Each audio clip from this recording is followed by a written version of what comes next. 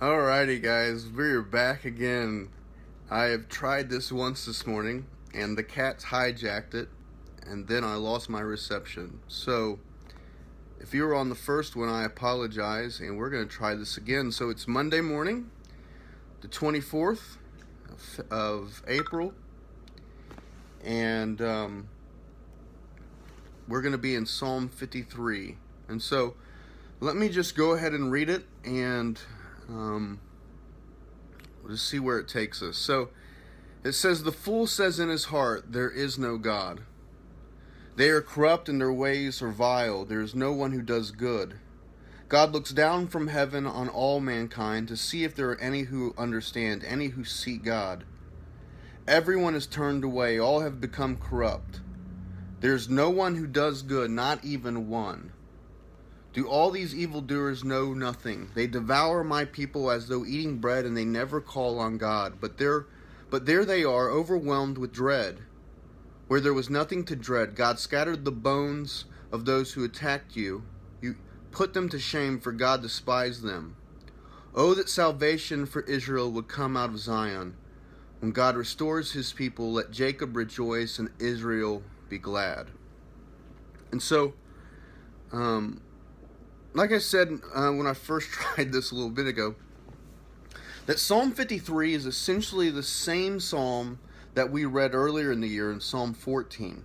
And other than a few just adjustments or changes to some of the verses, it's essentially the same psalm. And where before, when we kind of looked at this psalm, we talked about that essentially we are all on the bus to hell. Like when we drive the bus ourselves, that it's always just we're gonna find ourselves in the ditch. But that Jesus comes and restores us to right relationship with God, and that we have a choice to either continue to try to drive our own bus or to get on his bus. Today what caught my attention was the first verse. And the first verse says simply that the fool says in his heart that there is no God, that they are corrupt and their ways are vile, that there is no one who does good. And essentially all it kind of just had me thinking that when you take away God from the equation, when we choose as humanity to take God out of the equation, and what's interesting is that apparently atheism isn't something new. But even in David's time, there were people who would say, this is skeptical about the idea that there would be a God overseeing and engaging with us in life. But just when you take away God from the equation, well, then you lose design, the design that you see in creation. And when you lose design, you lose purpose, and when you lose purpose, you lose accountability. And I think that oftentimes there are two types of people who say that there is no God. There are those that are perhaps intellectually honest. They see the complexity of the universe. They see the vastness of it. They see the behavior of God's people, those that are religious. They see the corruption that religion often can bring into the world. And perhaps they even take a anthropological, sociological look at the passages or the scriptures, the ancient stuff in the Bible, and think, I don't know about all of this. And oftentimes they'll simply just reject their understanding of God because of the way that other people, Christians, for example, represent him. And to be quite honest with you, I often will agree with a person like that. Usually the God that they reject is a God that I don't believe in either. But then there are other types of people that reject God, and I think that for them it's not a rejection of God because of its an intellectual honesty, but I feel like sometimes it's more of a rebellion. Mainly, they just want to do what they want to do. And I think that that's not just simply a person who outright says it. Notice that it says that the fool says in his heart. that there is no God.